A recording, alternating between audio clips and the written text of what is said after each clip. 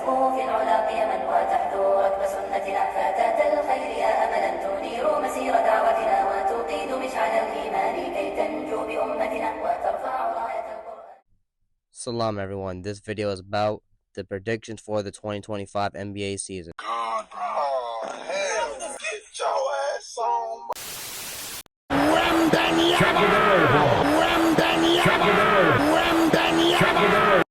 As far as the Defensive Player of the Year award is going, there's no surprise Victor Wembanyama is taking this. But I'll be submitting dark horses for all categories. 80 was my original pick, but I'm going Wemby's twin brother, Chet Holmgren, for my backup Defensive Player of the Year award winner. Chet Holmgren not only has the size like Wemby does, he's pretty agile and also a smart defender. Does he need to get stronger? Definitely. But at the same time, there's not that much bigs in the league that are going to bully him in the paint. So I feel like his rim protection could possibly come close to Wemby's. And who knows, the work he could have put in the offseason. And while we're on the topic, my MVP pick is Victor Wembanyama. But before I get into that, another controversial take I have here is, I think Shai Gilgeous is probably runner-up for MVP, but I personally think Anthony Edwards has a better chance at winning the MVP award than Luka Doncic. You guys let me know how you feel about that. But when it comes to Wembanyama, obviously I think his defensive ability is going to be the best in the league, probably the best we've seen since maybe Garnett or Olajuwon, as far as rim protection, and he's also a good switch defender like the two of them. And his agility not only helps him on the defensive end, but it also helps him on the offensive end. Decent handles and can shoot the ball. Last year, it looked a lot of the times like he was playing with his opponents. Now, the Spurs didn't get him the ball, but the Spurs went and got Chris Paul, and Chris Paul will give him the ball. Chris Paul also elevated many other centers in his past. I also feel like that'll help Wembanyama, his situation here.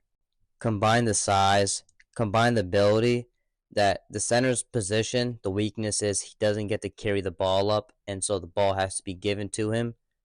Wembanyama can carry the ball sometimes. He can have the ball in a lot of places that the center couldn't usually have the ball, which definitely benefits him. The only thing is, Wembanyama needs to be in the paint. If Wembanyama shoots his shots, some are going to fall, some are going to miss. That's kind of how it's going to be. Even if he's an all-time shooter, the difference and the key here is, can he take advantage of his size in the paint? And I think with Chris Paul being on that team, not only will it elevate him in his playing style, it'll also elevate the Spurs as far as winning. And I think the Spurs can definitely make noise this year. The league is not prone to a player being an MVP at his second year. But I'm telling y'all, Chris Paul brings teams back from the dead. With a sad loss coming from Team USA, I think he's going to come back with a vengeance and win the MVP award. But I know most of you guys don't agree with that, so for the rest of the video, I'm just going to play Wembanyama clips. And so my Most Improved Player of the Year award goes to Chet Holmgren. Now, Chet Holmgren was somebody who I think is not only going to be a runner-up in Defensive Player of the Year award, but is also going to take the Most Improved Player of the Year award. The thing about Chet Holmgren is OKC needs him to step up. He has decent defensive fundamentals. I just think he needs a little bit of size, a little bit of strength. But honestly, he can be a defensive force similar to Wemby due to his size. I think Wemby will be too above to get a Most Improved Player of the Year award. I could be wrong.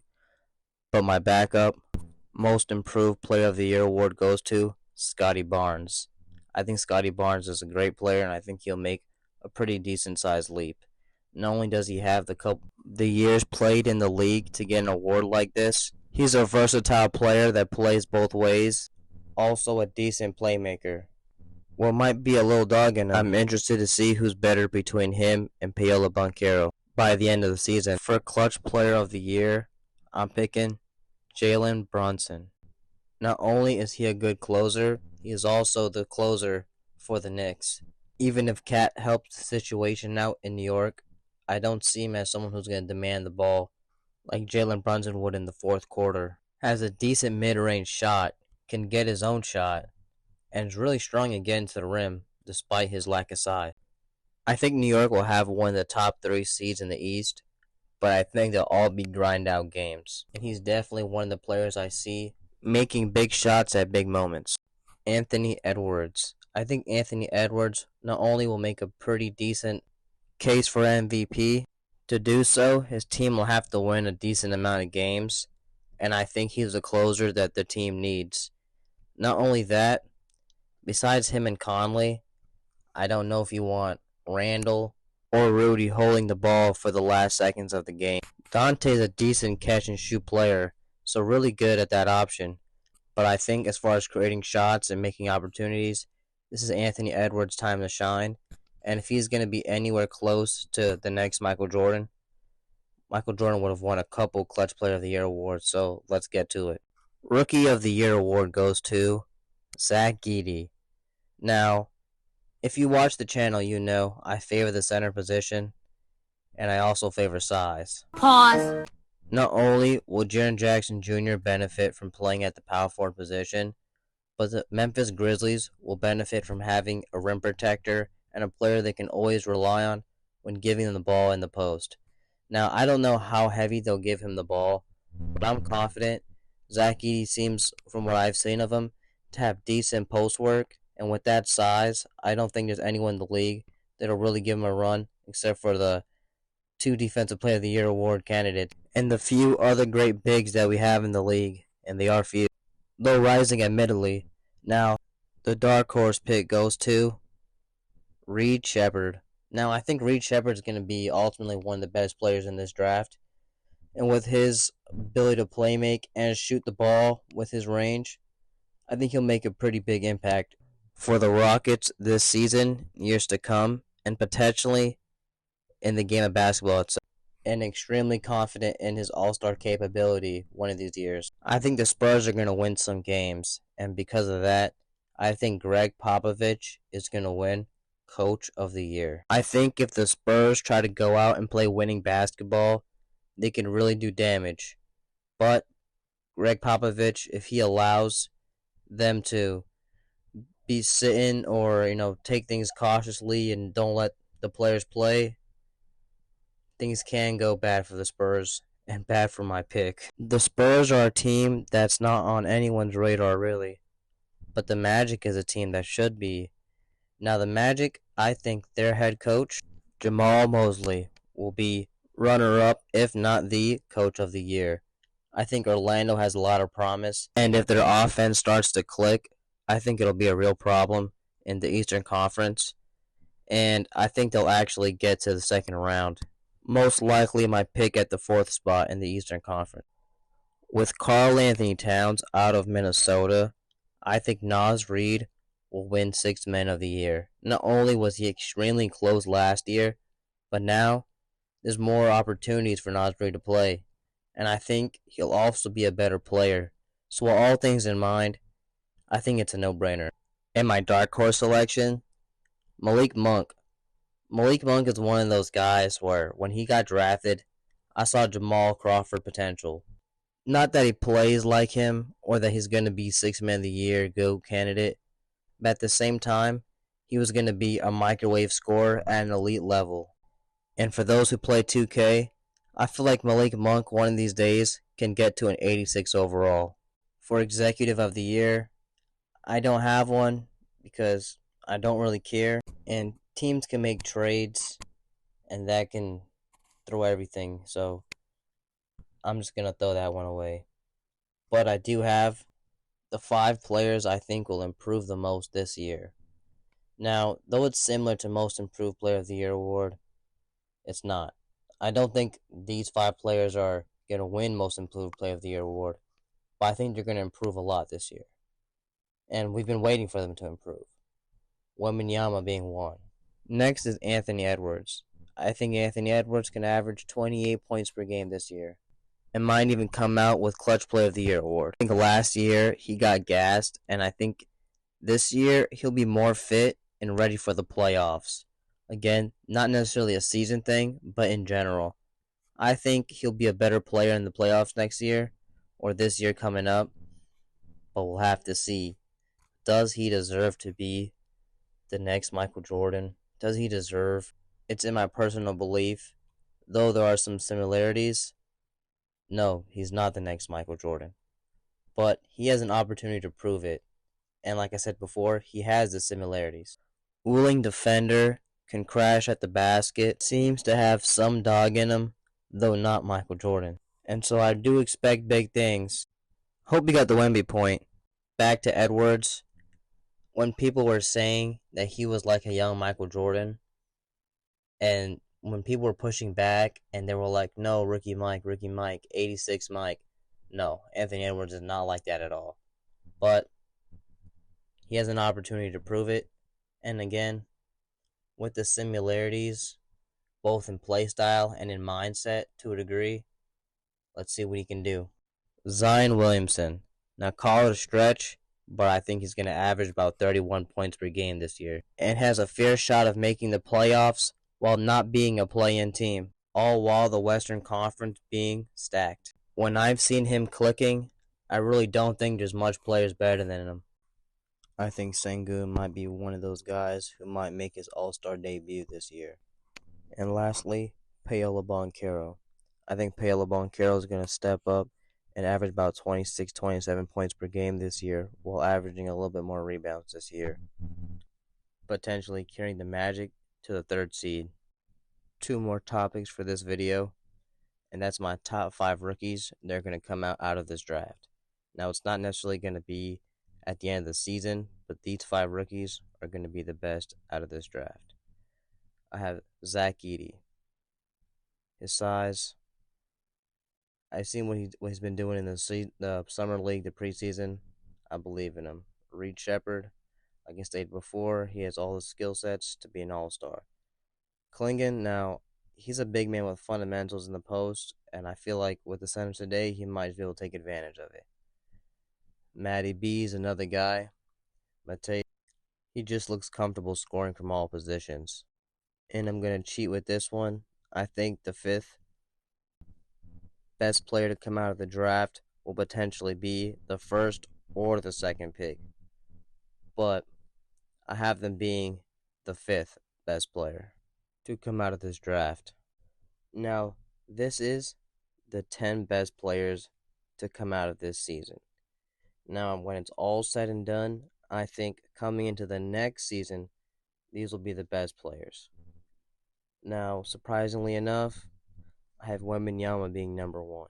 I think he's good enough to make that leap, and I believe he has the mental capacity and the skills alongside with the physical build to do so. Next up, I have Joker. I always felt like Joker was the best in the league. Wemby might take a spot. We'll see there. But I do think he's still better than number 3, Luka Doncic. Luka Doncic is a clutch player, an all-time playmaker, an all-time clutch player, all-time closer.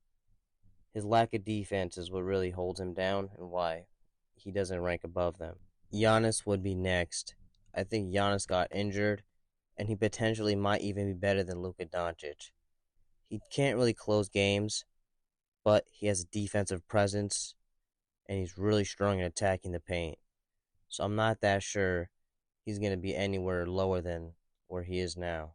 He could put the ball on the floor as a power forward and also is a decent playmaker, especially when considering the position he's in. With his defensive effort and mentality to get better, that's where he is. Next, I have Embiid.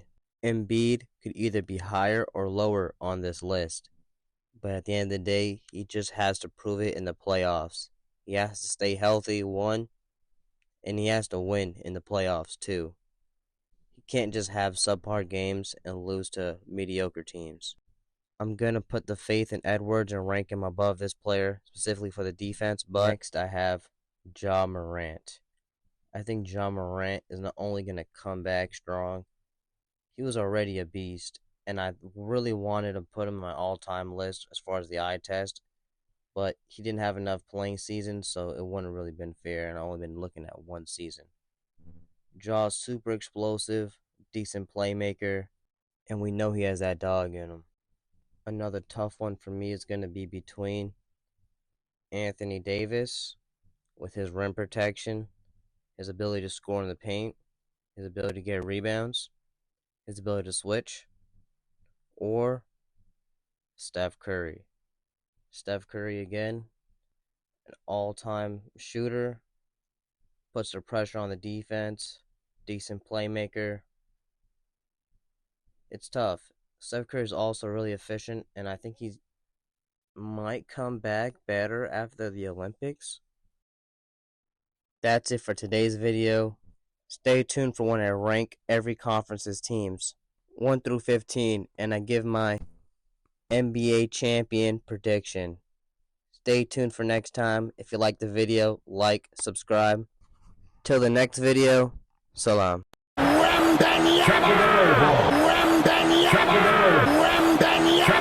Whatever, I don't know, whatever's after the millennials, when they're controlling the conversation, I think it's like LeBron's going to be called the GOAT.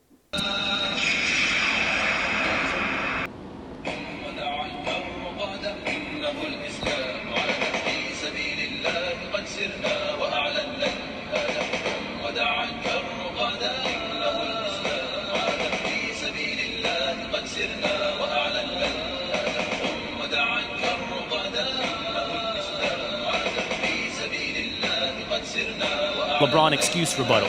What you do is you're explaining away to me why Kevin Durant. Absence of a father at home tends to lead to guys being more sensitive.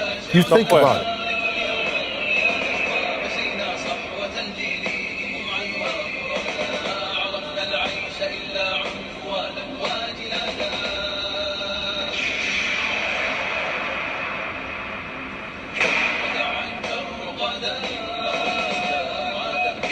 You scared of MJ? Yeah. Actually beat you. What was that experience like playing, a lot of people say is the greatest player of all time?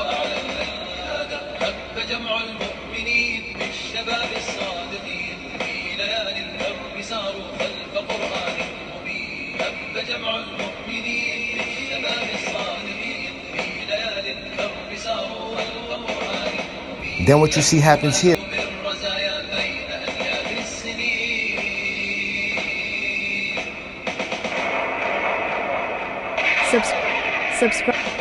Subscribe to Jubba Jordan.